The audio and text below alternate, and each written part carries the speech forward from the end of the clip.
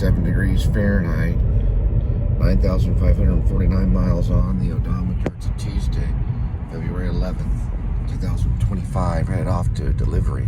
Welcome to the Please Subscribe Show.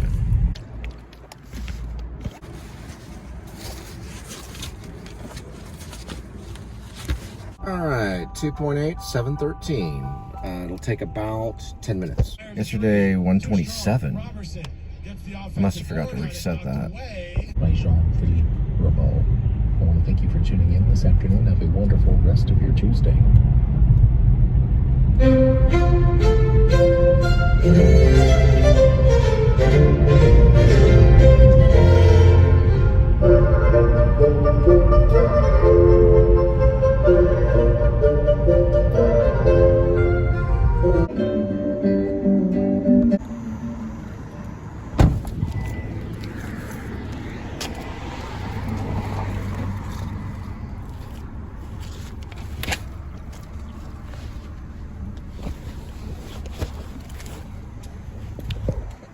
Alright, 2.8 minutes. We'll arrive at 7:37.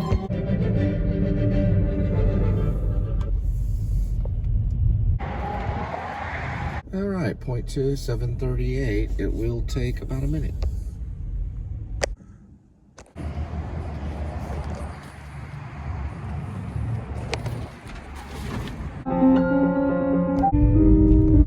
Alright, it's going on maybe 3 weeks of a pause on the story. So right now, I guess Shep, who I guess is a protagonist. So Shep, I guess, is kind of a protagonist. Jed might be too.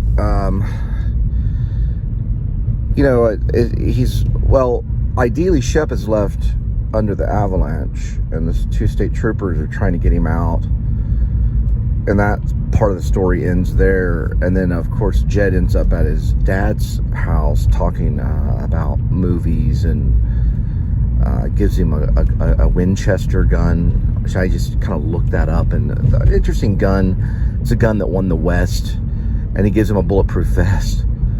And they're talking about, hinting at different things. They talk about the movie No Country for Old Men, and they talk about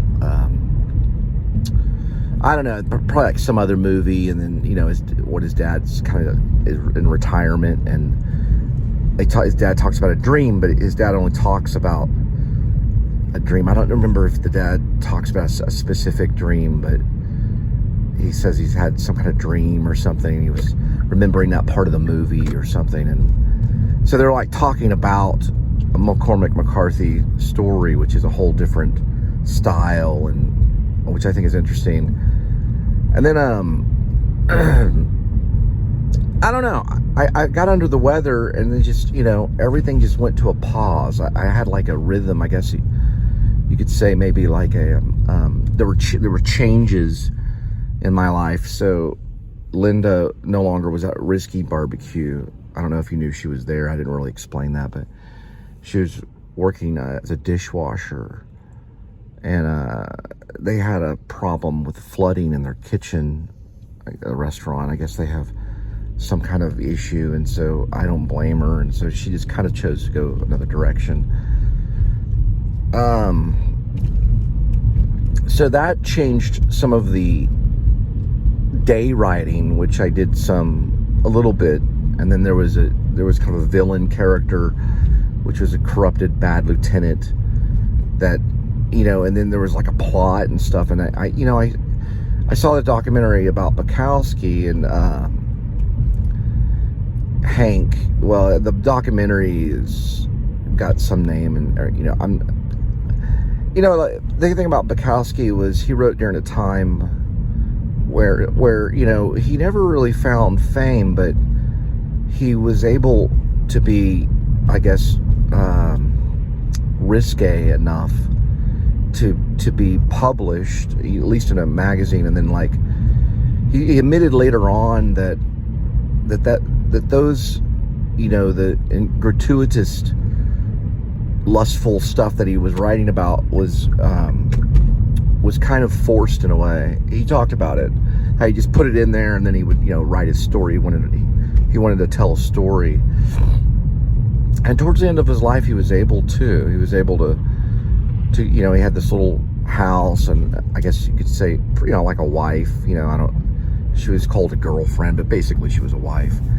And he would just, he had a cult following within America, but he had a huge European following. He was a risque writer, so he didn't hold back ever, so, it's kind of like, I don't think Bukowski was a type of writer, and maybe even Hemingway too. But Hemingway did have some plot points and things like that. You make the movie Old Man in the Sea, which is Ernest Hemingway. You make that into a movie, and it's not your ideal Silence of the Lambs, which I went in and listened to Thomas Harris, his book, for quite a bit. It wasn't the whole reading, though. It was Anthony Hopkins reading his book, and I read a little bit about how he was inspired to write the story, and then it became a very glamorous, hot plot. I guess plot driven. I guess I've been thinking about plot because I just feel ultimately, I don't know. I guess this story, even though I got excited about it, this rib.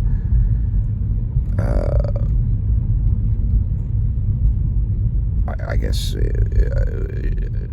Dog Night Out, Shepherds of Alaska, was kind of a response to a lot of different things. Like I did get hurt on my rib, and we did. Well, legalism is kind of a, it's not anything to be worshipped, so I guess I have like and when I'm looking at my stuff, it's like a theological embedment, probably because either how I was raised or my, and all that will it doesn't always work. If I notice when I look back at some of my work and I see some of that in there today, it's very frowned upon. And it's turned away from. They don't like. They're like, okay, yeah, it's churchy. They don't like it. And in the Christian literature field, it is accepted, but that only goes so far. And a lot of times, people just turn their noses up to a lot of that. I don't even really know if there was once a writer, there's C.S. Lewis, and he never faltered to what he believed in. And, you go from like C.S. Lewis all the way to Charles Bukowski, they both had beliefs in what they thought life was about. And one was frowned upon probably by the church, while the other one was probably celebrated because, well, C.S. Lewis was writing about, theology, I guess you could say. And, like I'm saying, he probably had more of an education and a background. And really, I don't know where the story came from, other than, I was upset that I hurt my rib, and it's painful. And so I wanted to, like, just when I got punched in the chin, I wrote chin, which was about, my chin hurting. And like, I eventually did go in for an x-ray and everything, and it turned out it was okay. So it was more psychological than anything. So it was probably just, 6 months of icing my chin at night, and it was probably all psychological, maybe. So then later, as I was writing rib, I realized, okay, this rib, maybe it stands for something, revolutionary independent branch, and then I thought, well, maybe this is a story, or maybe it's already done with, it's 66 pages. It's probably more like 120 pages if you think about it. So it's a novella, and I'm debatable because I know I can have these plot points put together. At least I have a story that has these characters that are talking to one another, and I guess I could continue it and just kind of throw in. And I'm not trying to like take from Bukowski or C.S. Lewis, because those are two different writers. You don't ever want to take from another voice. But I thought about, maybe I should continue, wrap it all up, and have the story. And then at least I have an asset, you know. But 3 weeks is a long pause, and it's not on 3 weeks yet. It will be coming up right before Valentine's Day. So if I get back into the rhythm of it, you know, you'll certainly hear about it.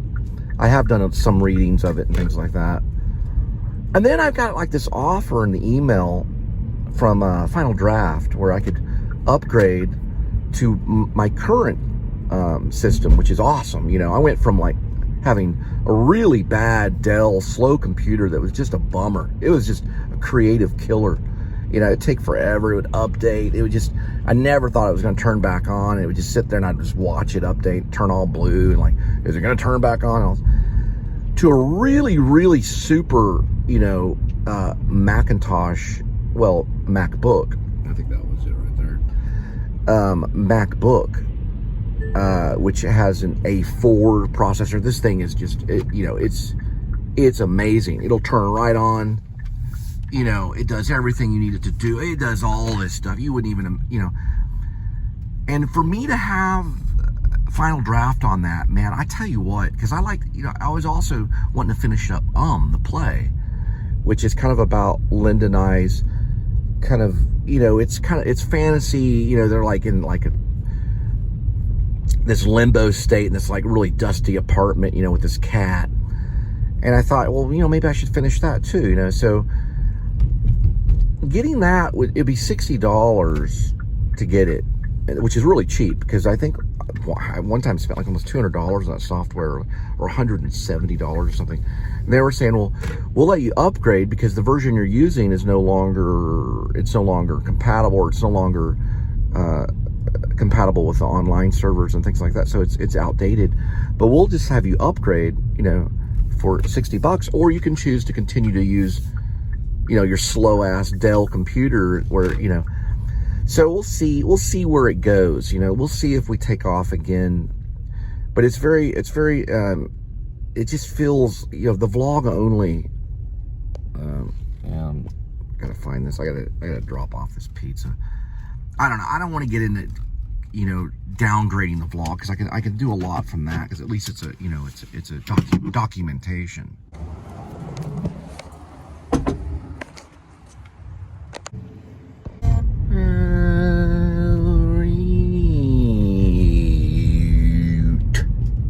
Another night of delivery. We're gonna head back to see Linda and Katie.